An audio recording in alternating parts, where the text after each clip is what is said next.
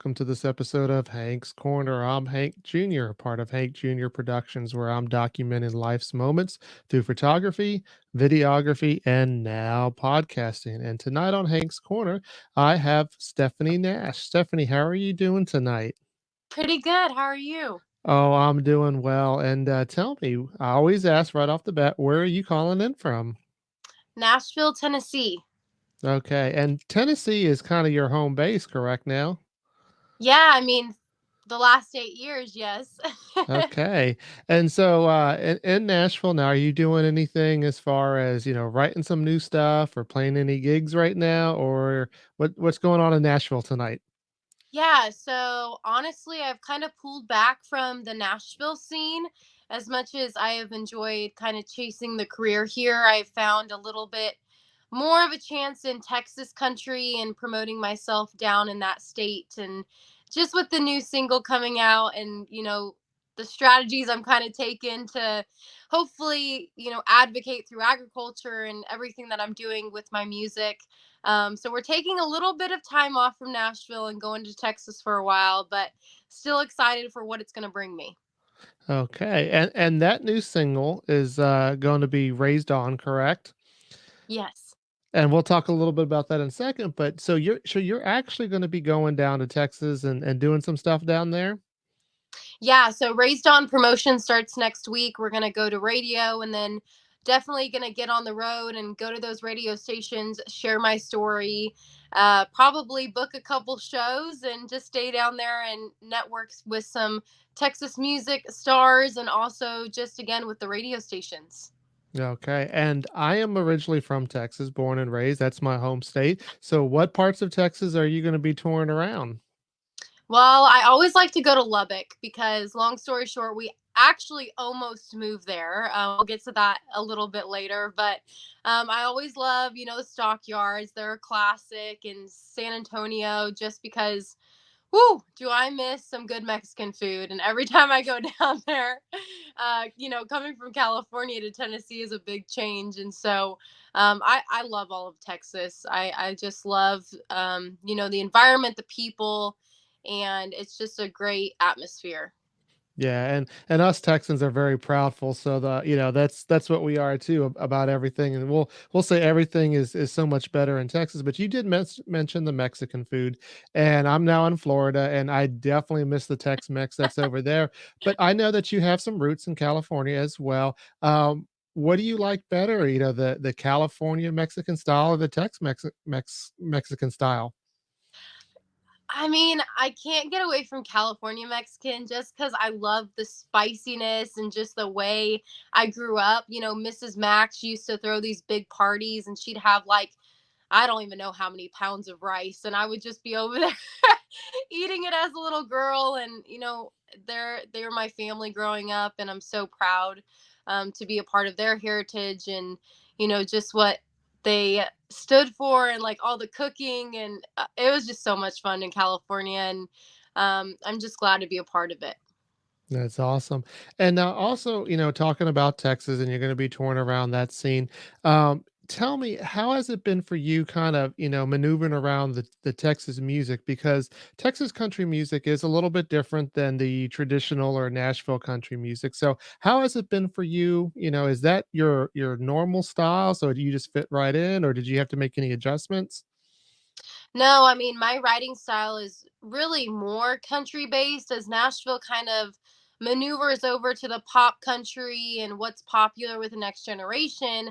My music really fits into the style that Texas really prides themselves off of. And so Time Changes was a Texas promotion and it did really well. And I got to travel during that single.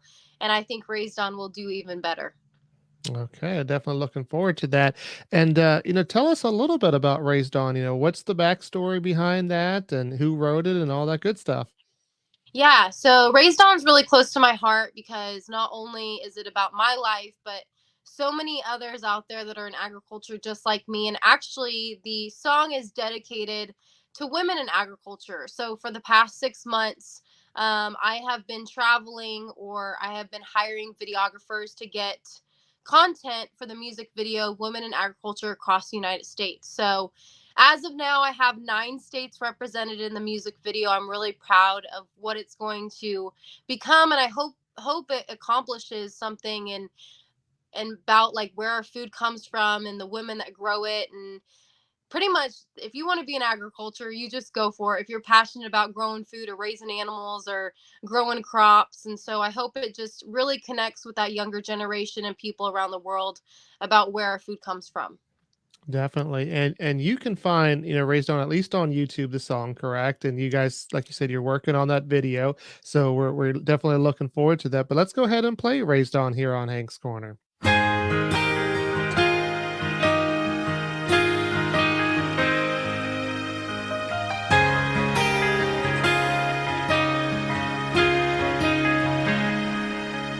It's driving through this little town like I never left. I tried the big city living dream and came right back. 'Cause there's nothing like good friends and family. Make a heart never wanna leave. 'Cause it's the land that I was raised on. It's mud between my boots. It's the church that I grew up in. They planted me these roots. It's the love I lost and the love I gave along the way that make you wanna stay where you were raised. It's the mornings I got to ride with my dad in that John Deere. Coming in dirty from the farm, Mama said, drop your clothes right here.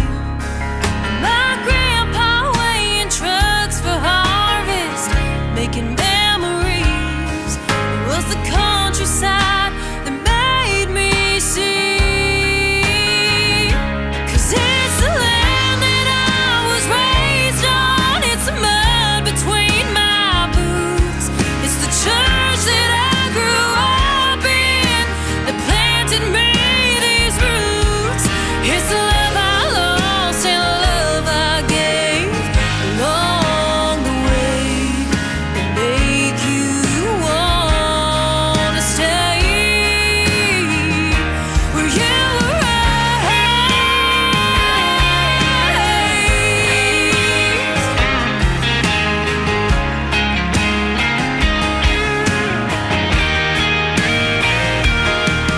It's coming home from overseas, choosing to fight for those who need.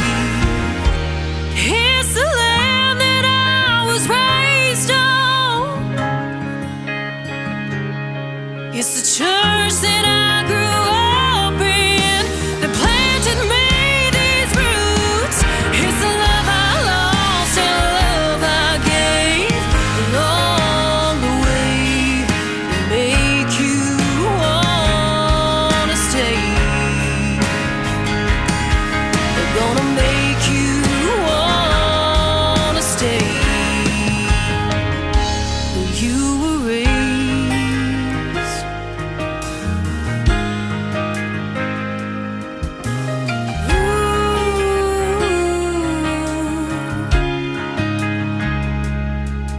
It's driving through this little town like I never left.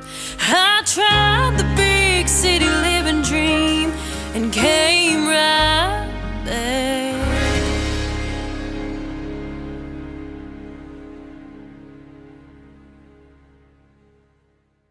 Welcome back to Hank's Corner. I'm Hank Jr. along with my special guest Stephanie Nash, and that was her soon to be released or soon to be coming out with the video song "Raised On."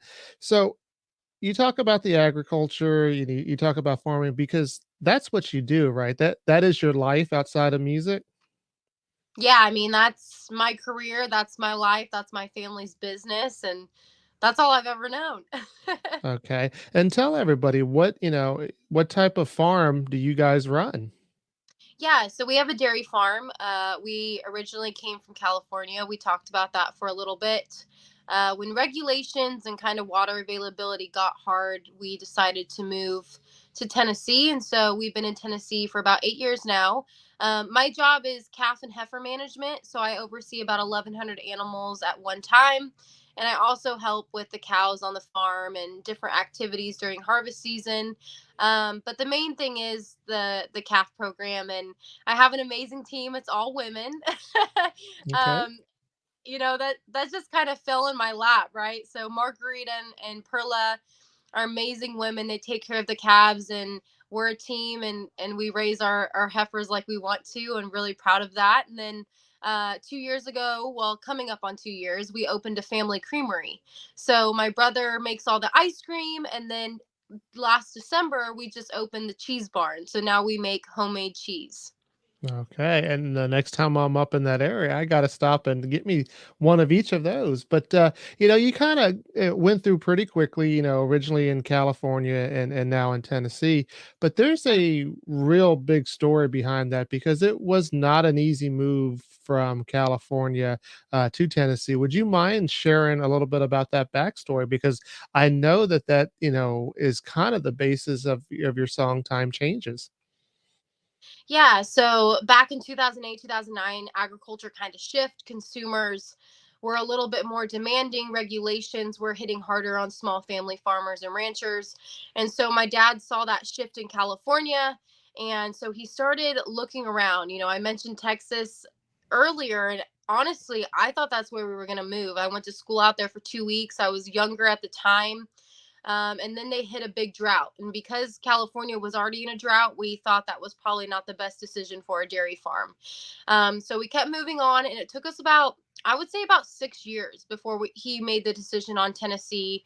And we bought an old walking horse farm, and so there was a lot of buildings already there, but the dairy farm itself we had to build from the ground up. And so we actually transferred all of our cows that were able to transfer, all the old ones we sold to local dairies, and they moved all the way to Tennessee. So they stopped in San Antonio, Texas, ate, got out, took a break, and then they kept going. So it was not an easy move. It was, hey, are we even going to survive in Tennessee kind of thing? I always tell people dairy farms are dropping dramatically. I think out of all the livestock industries, dairy is dying really quickly. It is a very hard industry. Milk prices have not been great for the last 10 years. People are starting to buy other sources of milk, as I call it. Mhm. And so we hope that our decision was strong. We have the store now, and we do tours, and my advocacy is here now. So I'm really proud of what we have made in our community, and hopefully people will trust dairy farms across the world. Right, and I'm still good for that old-fashioned glass of milk myself, so, I hope things will continue that way, but, in South Texas, I was around a lot of farming, families, and I really did get to see firsthand how, like, so many things can, affect the farming business. For me, in my full-time job, I know every day I go to work, clock in, do what I got to do, clock out, and the next day I know it's going to be the same. But it really is not the same when it comes to, the farming industry because there's so many different factors that play a part in that, correct? Yeah, I mean, people don't understand that agriculture is worldwide. It's not just your local farmer down the street or your local rancher in Montana. There are truck drivers and sales reps and food service industry. Like, if we did not have the food supply and American grown here in the United States, we would be in big trouble. I always tell people about 10.3% of our whole employment is based off of agriculture. So that's a huge number, and I think sometimes we forget where our food comes from, and it doesn't just come from the grocery store. Yeah, that's correct. And, like I said, other factors, not only the economical, but then you got to worry about, just the climate and everything else. And, so in country music, there is a lot of, talk about, farming, whether it's on a fun aspect or like in the case of Time Changes, it's kind of, you know, uh, tear jerking for lack of a better term. So tell me how, you go from writing your experiences and putting it into this song.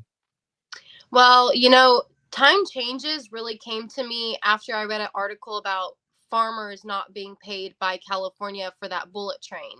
So, I guess listeners on here, if you don't know what the bullet train is, it is the biggest waste of money California has ever spent on transportation, and it's running right through family farmers and ranchers' land. And unfortunately, a lot of them have not been paid. And so that just like got my fire burning. It was like 2 years after we moved, and it just made me feel sad, being from the largest agriculture county in the United States, which is Central California. A lot of people don't see the beauty of the land and what we have. They just want to build on top of it, or they just want to demolish us and say that we're bad for the environment. But in reality, times are changing. We should pay attention to our farmers and ranchers. And so that's kind of what became Time Changes, as the emotional song it was about agriculture industry, and kind of like what consumers and everyday Americans should see that we're doing to farmers and ranchers around us. Pay attention to your community, support rural, and try to buy it local as many times as you can. Yeah, and like you said, definitely a very emotional video when I saw it. So why don't we go ahead and play it here on Hank's Corner?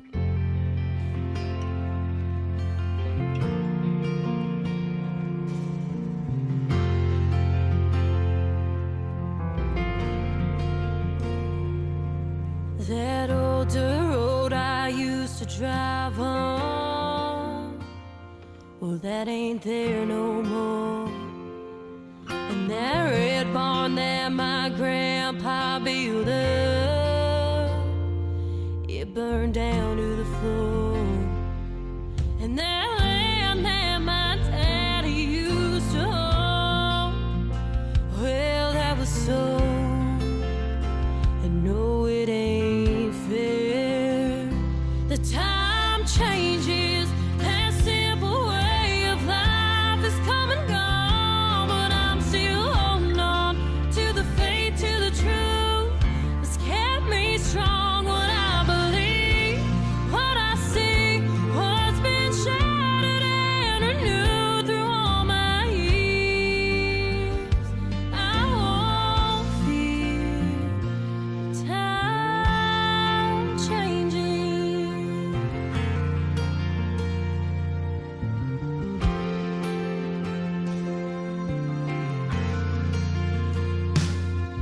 I had no choice to move away, but I just couldn't stay. This California dream wasn't for me. It's as dry as it can be. There ain't no promises, just take and never give. Now there's empty farms and broken hearts trying to forgive. The time changes, that simple way of life is come and gone, but I'm still holding on to the faith, to the truth that's kept me strong. What I believe,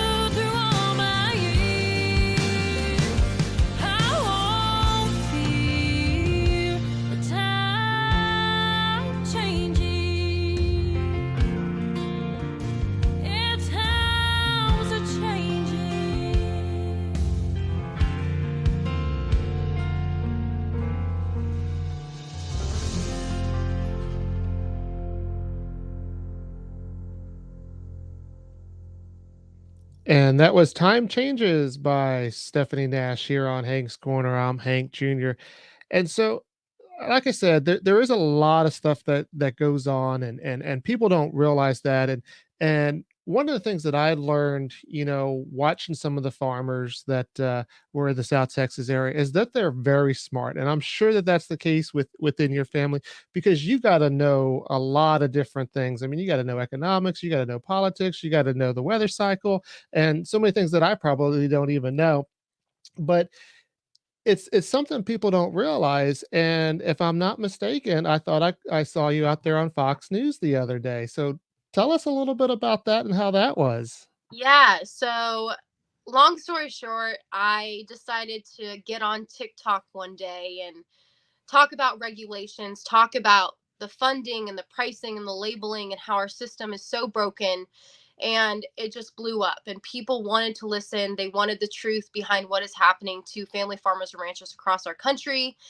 And the producer from Fox decided to give me a call, and they actually did the documentary first. And then I was on Fox and Friends a couple times. And then the next time was the Tucker Carlson. That was 2 weeks ago. What an honor to be in front of his audience. So many people watch him. And I tell people this all the time because I think they miss the point.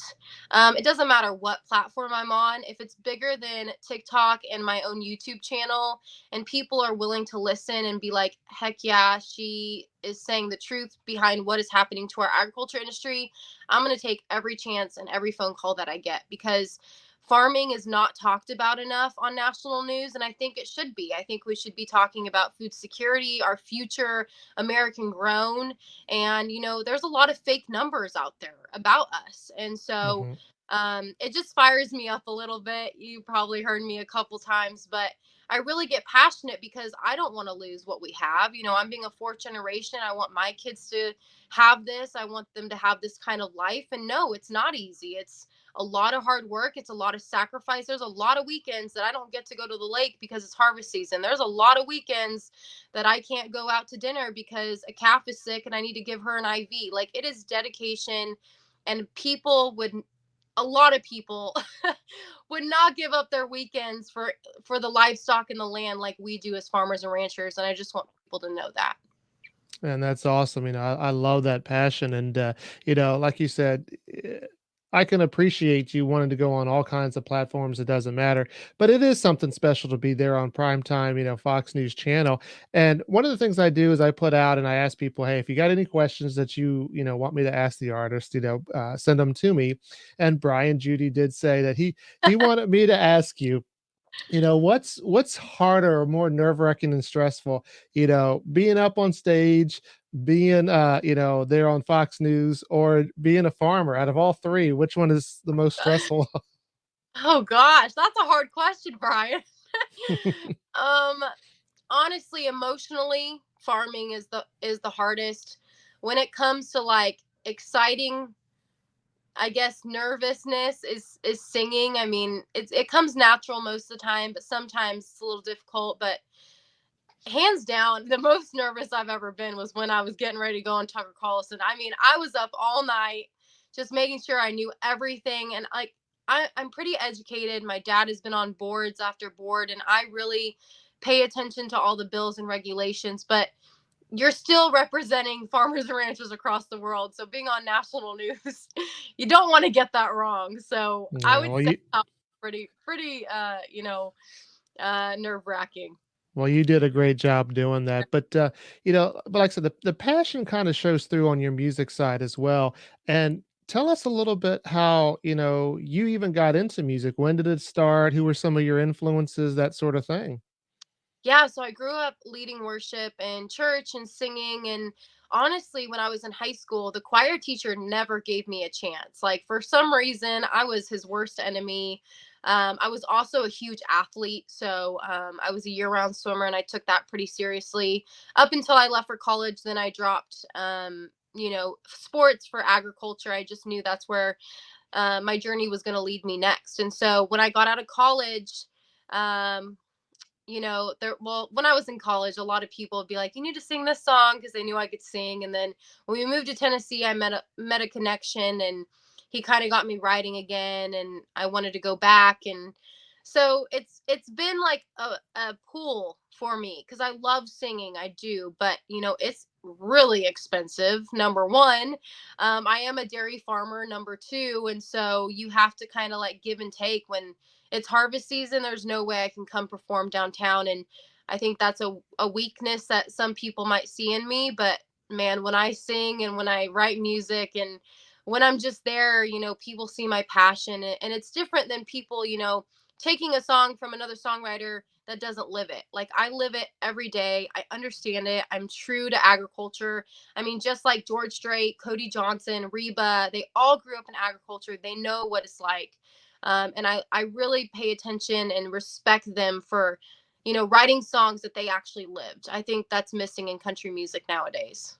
Okay, and I'm assuming that answers the question on who influenced you right there. And those are some real big names that Yeah. that you dropped there, and that's really great. And so how do you manage that? Between the farming industry and the music. You mentioned harvest time, and how do you balance those things? And does social media help offset that when you can't get out there and tour? Yeah, I mean, the main thing is just using the platforms that I've built. People are really responsive to that. My single before Raised On just blew up on TikTok. So luckily, I got a lot of people listening that way. Sometimes it's a hit or miss, but I have a lot of people that believe in my mission, and I've made a lot of relationships with, radio stations and promotion people that just really want to help me out on pushing the singles. So I'm really blessed to just have people know that I'm busy and that I believe in agriculture, but I also believe in country music. That's awesome. And one of the songs that I like, just because it's kind of fun, is "Fooling Around." So tell me a little bit about that song, real quick. Yeah, so that's the one I was talking about that blew up on TikTok. Hmm. That's a good old cheating song. That's actually the first song I wrote when I started getting back into writing music. And Okay. so I knew it was special. I knew it'd do good, and it did awesome. I think 45,000 views on YouTube alone with no promotion. And then we're getting up to those 300,000 streams on Spotify. And I know there's a lot more on iTunes. So it's done really well. I'm really proud of the song. And, just really proud of people that believe in the music, keep listening, and just believe in the story as well. All right, and let's go ahead and play that here on Hank's Corner.